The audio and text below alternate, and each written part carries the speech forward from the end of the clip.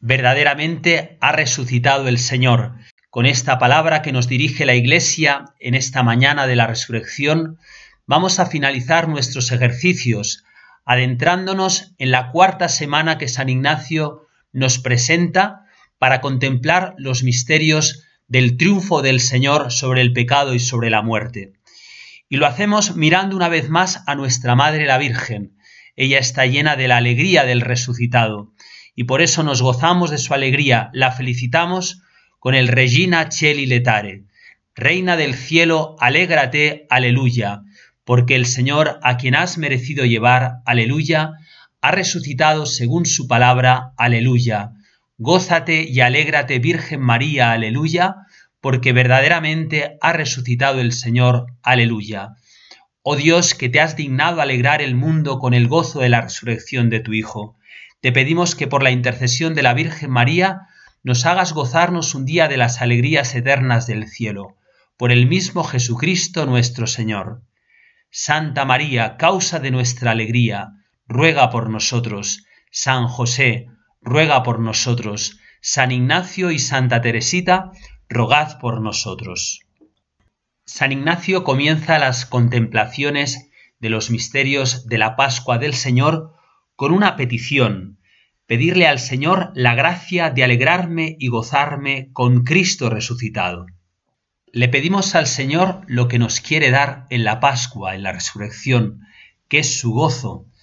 Si en su pasión éramos invitados a imitarle en sus sufrimientos, en su resurrección somos invitados a participar de su gozo. El fin de esta meditación de la resurrección es, por tanto, compenetrarnos totalmente del gozo de Cristo resucitado. Vamos a hablar un poco de este gozo que pedimos en la resurrección y que el Señor nos quiere comunicar.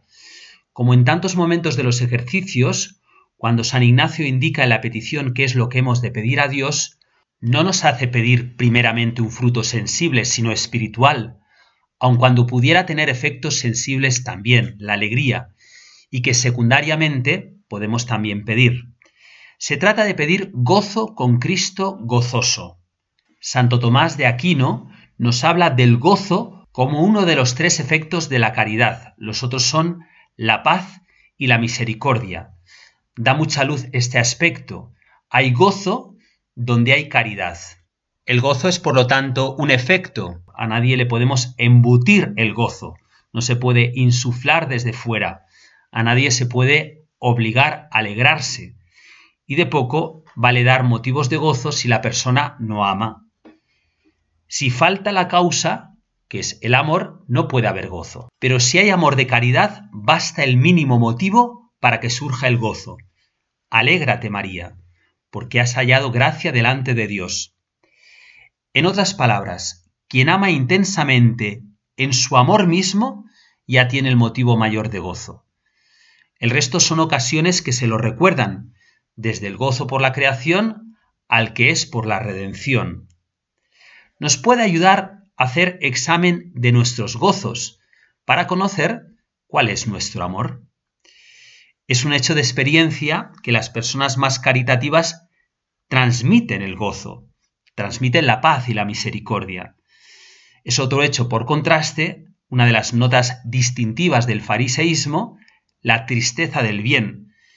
Y por todo ello, en la pedagogía de nuestros gozos, encontramos un camino de educación en el amor. En este contexto se encuentran las meditaciones de la resurrección, y ese es el fruto que pedimos. Bajo esta luz sí que podremos encontrar verdaderos motivos, fundadísimos, para gozarnos con Cristo gozoso, porque Cristo se goza. El gozo que pedimos es el gozo que tiene Cristo. ¿En qué se goza Cristo? En primer lugar, en su mismo amor divino, que es personal y que le hace gozarse infinitamente en sí mismo. El primer motivo es el bien divino en sí mismo considerado. Gozarse en Dios en cuanto es, nada más. Decía Santa Teresa de los Andes, Dios es alegría infinita. Esta es la alegría de Cristo, en cuanto que es el Hijo de Dios. Y en segundo lugar, Cristo se goza en cuanto este amor y gozo es participado, porque lo comunica en la creación y de una manera muy particular en los hombres a través de la creación y de la redención. El gozo de Cristo es el gozo de la victoria sobre la muerte, sobre todo peligro, sobre toda dificultad. En este aspecto es compatible en esta vida ese gozo con una santa tristeza, de que ese bien aún no lo tenemos en grado máximo, lo tendremos en el cielo. Por eso los santos gozan, pero también a veces están tristes.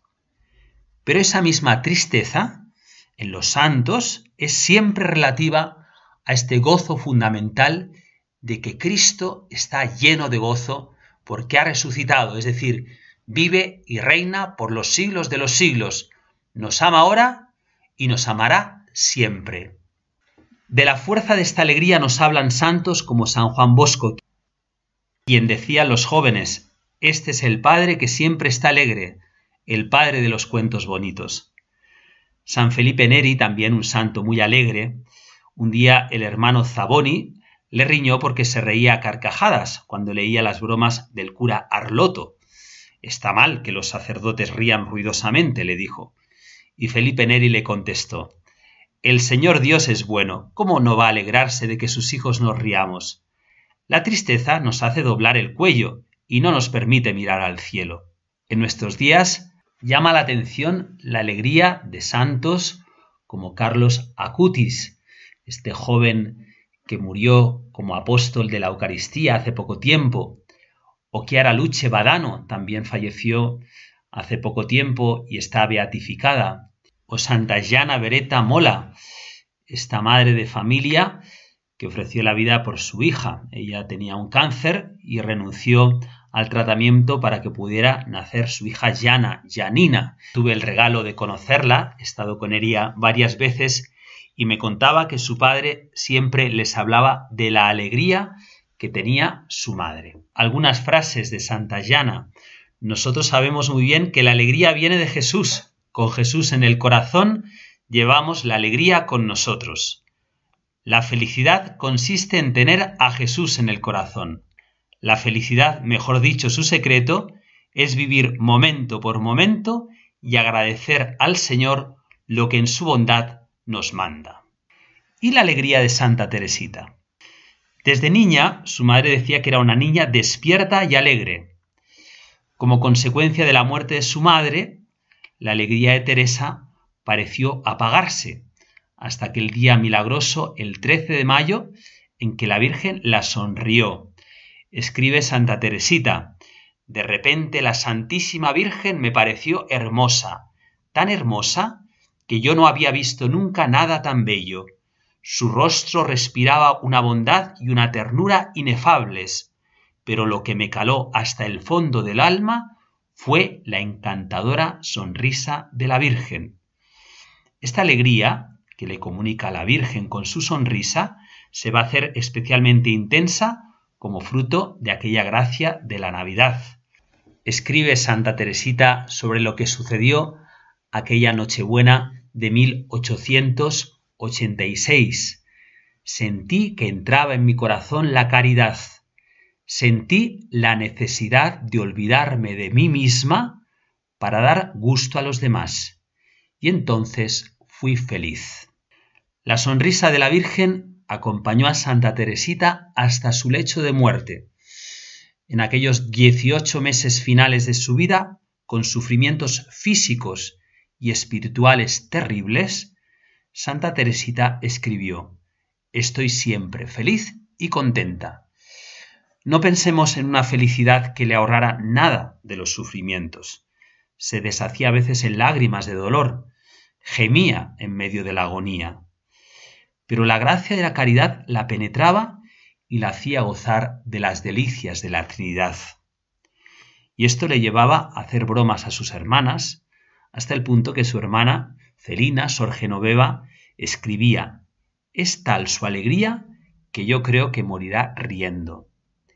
En julio de 1897, le quedan 2 meses para morir a Santa Teresita, escribe una carta a sus tíos, los señores Guerín, y les dice: «Ya sé que mis hermanas les han hablado de mi alegría. Es verdad que soy como un pinzón, excepto cuando tengo fiebre. No estaría tan alegre como estoy si Dios no me enseñase que la única alegría posible en la tierra es cumplir su voluntad». Recordábamos sus últimas palabras en medio de una agonía terrible. «Sí, lo amo, Dios mío, te amo». Al acabar de pronunciar estas palabras, Sor Inés escribe: «Suavemente cayó hacia atrás con la cabeza inclinada hacia la derecha. Luego tuvo lugar un éxtasis y su rostro recuperó el color que tenía cuando gozaba de plena salud.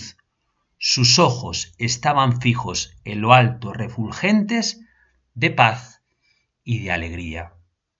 No es difícil pensar que esa sonrisa que quedó en el rostro de Santa Teresita después de fallecer quedó como signo de su encuentro definitivo con la Virgen de la Sonrisa. Hoy se hace especialmente necesaria esta alegría ante un mundo que, porque no tiene a Dios, está triste. Por eso se la hemos de pedir al Señor y a la Virgen de la Sonrisa todos los días, para que el mundo nos conozca porque estamos alegres. El Papa Francisco escribió una carta apostólica hermosísima sobre la santidad que se titula Gaudete et exultate. Nos invitaba a entrar en esa alegría de los santos. Y en una audiencia privada que tuvo este verano pasado con los participantes de un congreso de estudios sobre la santidad hoy, el Papa pidió más alegría evangélica, pues un santo triste es un triste santo. Y finalizó sus palabras diciendo: «No quiero terminar sin mencionar una dimensión de la santidad a la que dediqué un pequeño capítulo en Gaudete et exultate, el sentido del humor.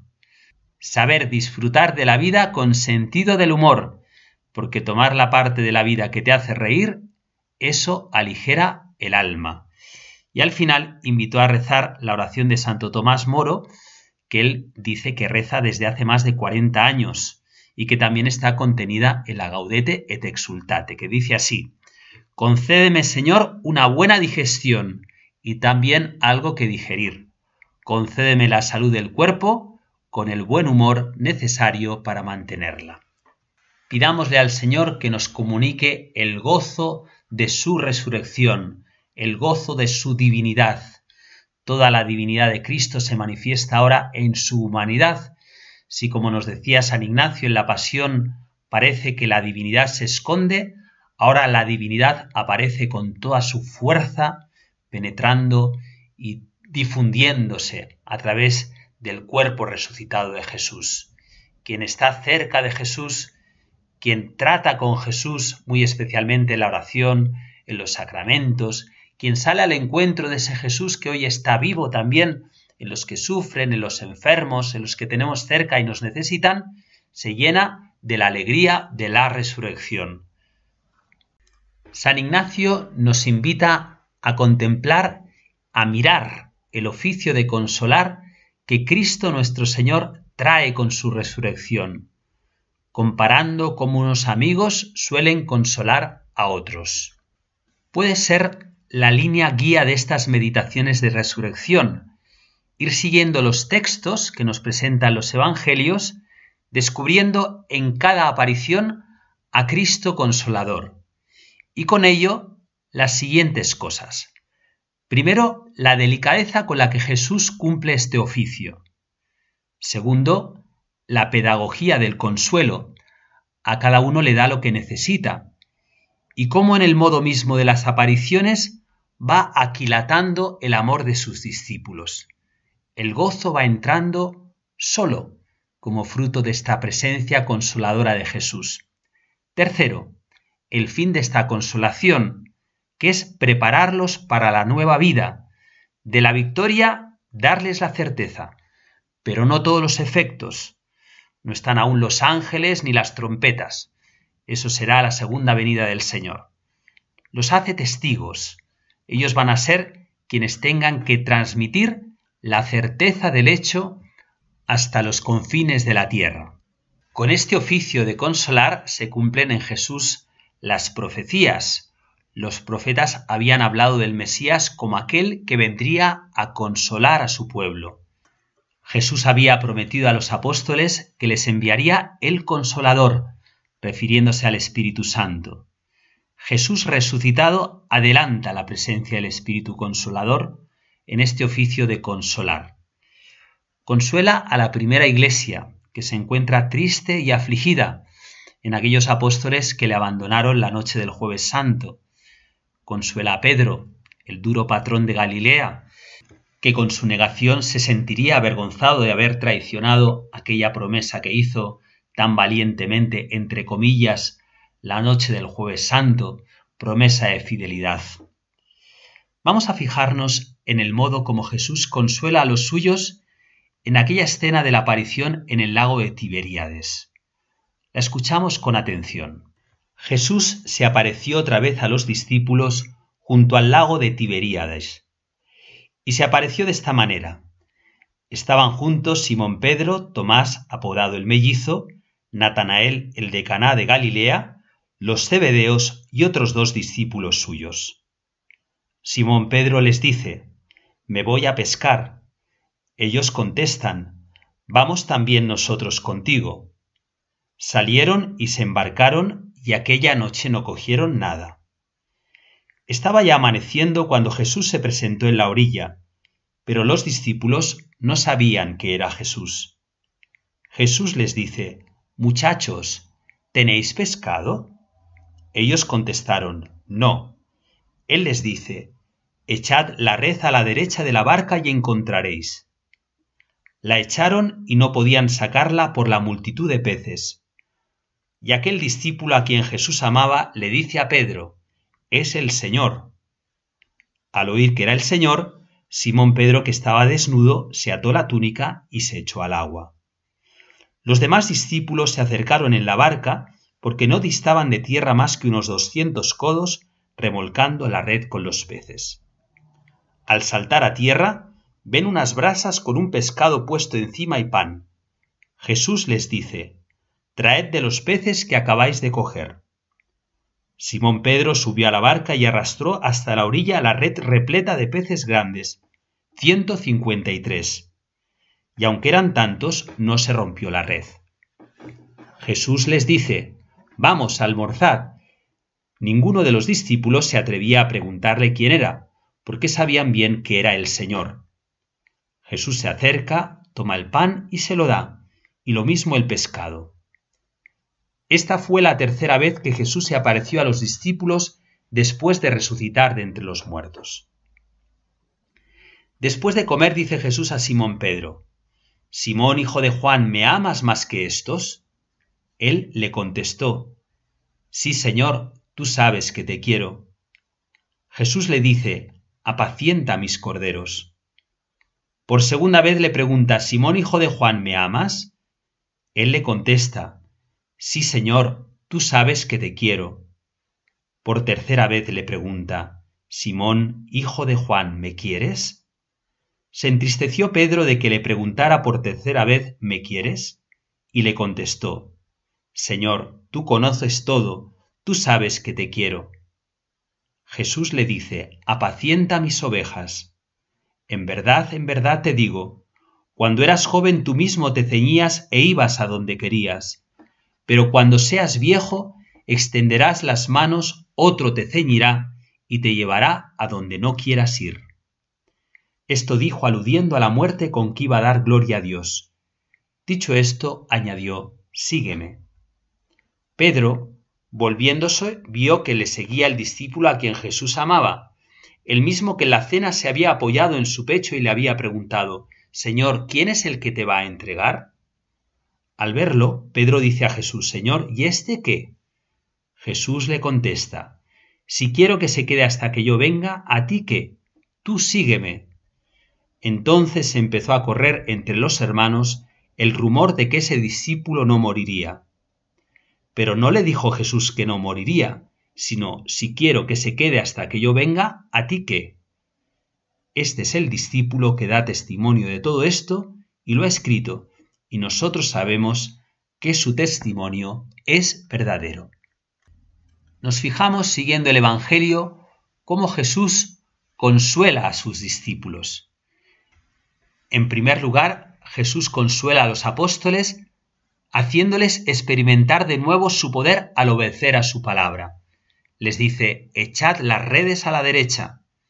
Y el fruto, las redes reventaban. Ellos sienten su impotencia, dicen no hemos pescado nada, pero a la vez sienten como Jesús les vuelve a confiar su palabra para que por su poder se realice el milagro. Consideremos cómo Jesús, a pesar de nuestros pecados, de nuestras traiciones, una y otra vez vuelve a renovar la confianza en nosotros. Qué importante es tener experiencia de este modo de consolar que tiene el Señor para que nosotros podamos perdonarnos de corazón y perdonar a nuestros hermanos, renovando nuestra confianza en aquellos que nos han podido ofender o traicionar. Jesús solo piensa en el bien de los suyos y por eso renueva su confianza. Qué hermoso es el oficio de ángel consolador que tiene Santa Teresita, especialmente con uno de aquellos misioneros que le encomendaron como madre espiritual, Maurice Bellier, misionero de los Padres Blancos. Le escribe a Santa Teresita siendo seminarista, se encuentra muy afligido en ocasiones por sus faltas, por sus miserias, y Santa Teresita le consuela. Es hermoso pensar que las cartas más importantes que le escribe Santa Teresita a este misionero es al final de la vida de Santa Teresita, cuando ya está llena de esta caridad, la caridad de Jesús, olvidada de sí misma, ejerce esta misión de consolar a este misionero. Vamos a leer la correspondencia, una carta que le escribe Maurice Bellier a Santa Teresita y su respuesta. La carta de Bellier está fechada el 21 de julio de 1897, 2 meses antes de la muerte de Santa Teresita. Escribe: ¿sabe una cosa? Tengo miedo a que Jesús le cuente todas las penas que yo le he causado, toda mi miseria, y que entonces se enfríe su cariño. Si supiera lo miserable que soy, si llega a ocurrir eso, ciérrele la boca desde el primer momento y venga, pues sin usted yo no puedo mantenerme en pie. Me dice: hermanita, que se siente feliz de saber que he entrado en el amor por el camino de la confianza. Creo igual que usted que ese es el único camino que puede conducir al puerto. Pero si miro a Jesús esperando pacientemente mi regreso y concediéndome una nueva gracia después de haberle pedido yo perdón por una nueva falta, me siento vencido y reanudo la marcha. Lo que ahora a veces me retiene no es Jesús, sino yo mismo. Tengo vergüenza de mí mismo, y en vez de arrojarme en los brazos de este amigo, apenas me atrevo a arrastrarme a sus pies.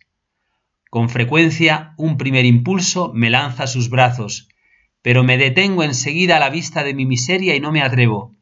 Dígame, hermanita, ¿me equivoco?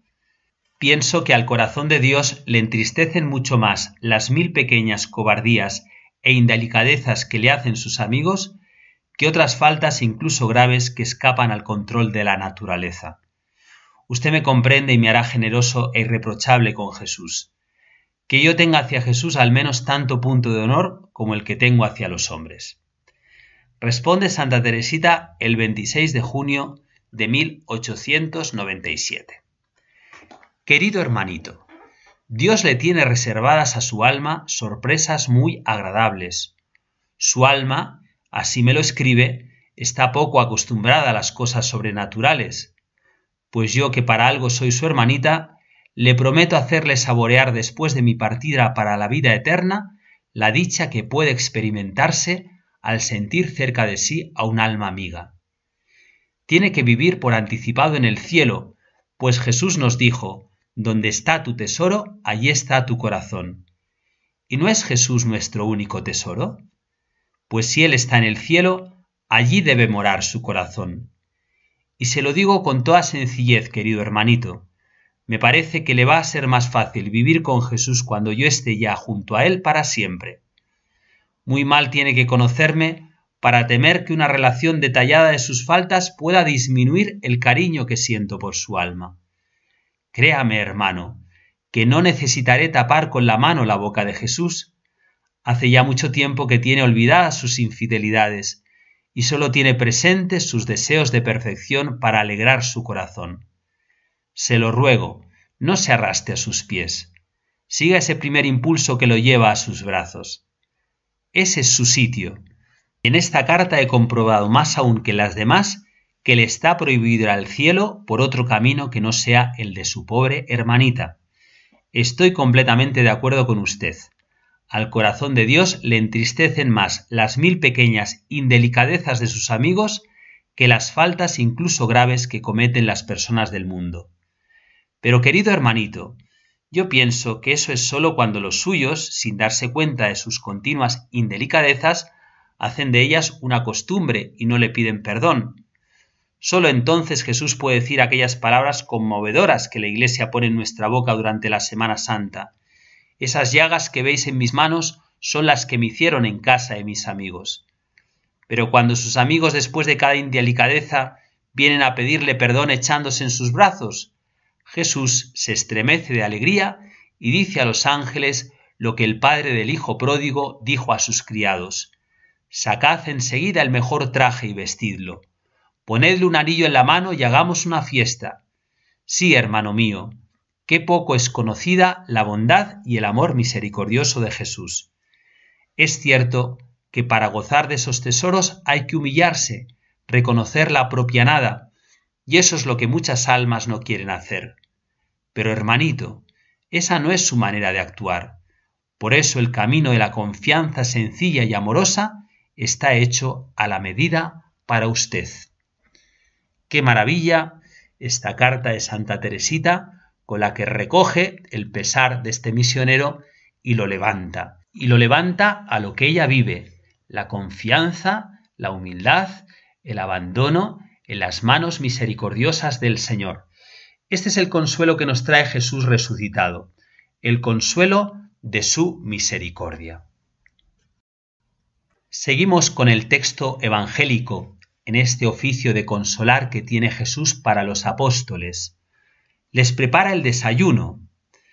La delicadeza de Jesús se muestra muy especialmente en el modo que tiene de preparar este desayuno. Les dice: «Traed de lo que habéis pescado». Él es el autor del milagro, pero reconoce sus frutos como suyos en su deseo de consolarles, de hacerles bien, de mostrarles que siempre hay tiempo para volver a empezar. La mayor misericordia que el Señor tiene con nosotros es la de contar con nosotros. Él en el Evangelio pidió los panes y los peces a aquel niño. Él pide nuestra colaboración, y cuando pide nuestra colaboración está verdaderamente haciéndonos la mayor misericordia. ¿Es que acaso no hay mayor misericordia que la de contar con nuestra voluntad generosamente entregada a su voluntad? Cuando le damos al Señor lo que tenemos, se lo damos por gracia, pero se lo damos nosotros. Aquello que dice San Agustín: el que te creó sin ti, no te salvará sin ti. Santo Tomás dice que Dios mueve la voluntad y la voluntad es movida. Es esa maravilla en la que Dios lleva la primacía del actuar de su gracia, pero cuenta verdaderamente con nosotros. Les ha mandado que echen las redes, las echan, recogen el milagro que Jesús ha realizado, la pesca milagrosa, y ahora les pide los peces que ellos han pescado, fruto del milagro de Jesús, para cocinarlos. Esa es toda la dinámica de la gracia donde se muestra la misericordia de nuestro Dios consolador. Pero vamos a fijarnos muy especialmente en cómo Jesús desempeña su oficio de consolador con Pedro, en ese diálogo que tiene después de aquel desayuno. El Papa Benedicto XVI, en una audiencia de los miércoles, nos hacía entrar de lleno en lo que sucedió en aquella mañana en el lago entre Jesús y Pedro. El evangelista San Juan, nos dice el Papa, nos narra el diálogo que mantuvieron Jesús y Pedro en aquella circunstancia. Se puede constatar un juego de verbos muy significativo. En griego, el verbo phileo expresa el amor de amistad, tierno, pero no total, mientras que el verbo agapao significa el amor sin reservas, total e incondicional. La primera vez Jesús pregunta a Pedro: «Simón, ¿me amas? ¿Agapasme?» con este amor total e incondicional. Antes de la experiencia de la traición, el apóstol ciertamente habría dicho: «Te amo, agaposé, incondicionalmente». Ahora que ha experimentado la amarga tristeza de la infidelidad, el drama de su propia debilidad, dice con humildad: «Señor, te quiero, filosé», es decir, te amo con mi pobre amor humano. Cristo insiste: «Simón, ¿me amas con este amor total que yo quiero?». Está haciendo referencia a la promesa que Pedro le había hecho en la noche del Jueves Santo. Y Pedro repite la respuesta de su humilde amor humano: «Kyrie, filosé». Señor, te quiero como sé querer, es decir, con ese amor pobre. La tercera vez Jesús solo dice a Simón: «Fileisme», y aquí el Papa va a mostrar ese cambio de ese verbo. Simón comprende que a Jesús le basta su amor pobre, el único del que es capaz, y sin embargo se entristece porque el Señor se lo ha tenido que decir de ese modo. Por eso le responde: «Señor, tú lo sabes todo, tú sabes que te quiero», utilizando ese mismo verbo que Jesús ha utilizado para hacerle la pregunta: «Filosé». Y concluye el Papa: «Desde aquel día Pedro siguió al Maestro con la conciencia clara de su propia fragilidad. Pero esta conciencia no lo desalentó, pues sabía que podía contar con la presencia del resucitado a su lado. Del ingenuo entusiasmo de la adhesión inicial, pasando por la experiencia dolorosa de la negación y el llanto de la conversión, Pedro llegó a fiarse de ese Jesús que se adaptó a su pobre capacidad de amor. Y así también a nosotros nos muestra el camino a pesar de toda nuestra debilidad. Sabemos que Jesús se adapta a nuestra debilidad. Nosotros lo seguimos con nuestra pobre capacidad de amor y sabemos que Jesús es bueno y nos acepta. Pedro tuvo que recorrer un largo camino hasta convertirse en testigo fiable, en piedra de la Iglesia, para estar constantemente abierto a la acción del Espíritu de Jesús. Vemos en este pasaje, en este encuentro de Jesús con Pedro, esa pedagogía con la que Jesús ejerce su oficio de consolador, le va haciendo entrar en el misterio de su misericordia. Esta no consiste en un pasar por encima el pecado y la miseria, sino en amarle en esa miseria, en construir el amor sobre las ruinas de nuestra propia pobreza. Dice San Francisco de Sales: «Dios ha querido que tu miseria sea el trono de su misericordia y tu impotencia la sede de todo su poder». Cuando Pedro descubrió esto, se sintió consolado porque ha llegado a lo más profundo del misterio del corazón de Cristo, del que brota la misericordia. «Sobre esta piedra edificaré mi iglesia», le había dicho Jesús al confiarle la custodia de su iglesia. La piedra de la que hablaba Jesús es Pedro, que es el primero de los apóstoles que se sabe tocado por la misericordia. Es en la iglesia, en Pedro, en sus sucesores, donde tenemos experiencia de cómo la iglesia está fundada sobre la misericordia. Hombres frágiles, pecadores, pero elegidos por el Señor para mostrarnos el camino que nos lleva a Cristo. Nosotros estamos necesitados de este consuelo que nos trae la misericordia del corazón de Jesús, y hoy y siempre lo encontraremos en la iglesia fundada por Jesús, edificada sobre Pedro. Ella nos habla de la misericordia, porque nace y vive de la misericordia. El Papa Francisco, en un encuentro que tuvo con el clero romano en marzo de 2014 con motivo de la Cuaresma, dijo estas palabras: «En toda la Iglesia es tiempo de la misericordia. Esta fue una intuición del beato Juan Pablo II. Él tuvo el olfato de que este era el tiempo de la misericordia. Pensemos en la beatificación y canonización de Sor Faustina Kowalska. Luego introdujo la fiesta de la Divina Misericordia. Despacito fue avanzando, siguió adelante con esto. En la homilía para la canonización que tuvo lugar en el año 2000, Juan Pablo II destacó que el mensaje de Jesucristo a Sor Faustina se sitúa temporalmente entre las dos guerras mundiales y está muy vinculado a la historia del siglo XX. Y mirando al futuro dijo: ¿qué nos depararán los próximos años? ¿Cómo será el futuro del hombre en la tierra? No podemos saberlo. Sin embargo, es cierto que además de los nuevos progresos, no faltarán, por desgracia, experiencias dolorosas. Pero la luz de la misericordia divina que el Señor quiso volver a entregar al mundo mediante el camino de Sor Faustina, iluminará el camino de los hombres del tercer milenio.